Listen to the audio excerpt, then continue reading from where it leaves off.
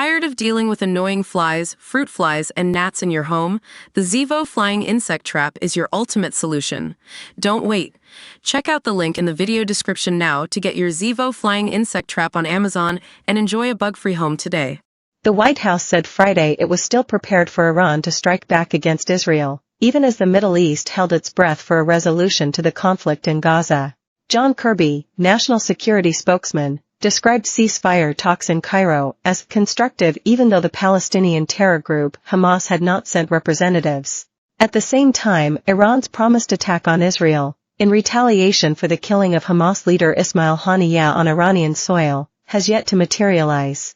But Kirby told reporters on a briefing call, it's still a very perilous situation.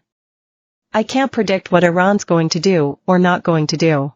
We believe they're still prepared to do something if, in fact, they choose to do something, and that's about as far as I'll go. A day earlier, Iran signaled that strikes were not imminent. Kirby said officials were taking nothing for granted and were also watching the activity of Iranian-backed Hezbollah forces on the border with Israel.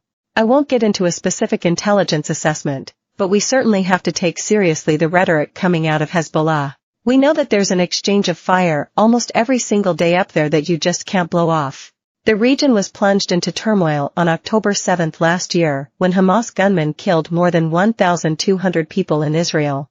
The government of Benjamin Netanyahu promised to destroy the group and launched strikes on Gaza, which have killed more than 40,000 people.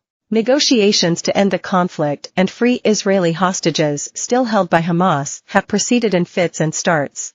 And the region was put on a knife edge when the Hamas leader was killed at his guest house in Tehran, a day after a top Hezbollah commander, Fuad Shukr, was killed in Lebanon by an Israeli strike. The Pentagon has moved an extra aircraft carrier strike group into the region to make Iran think twice about launching a response. Kirby called on Hamas to join the ceasefire talks.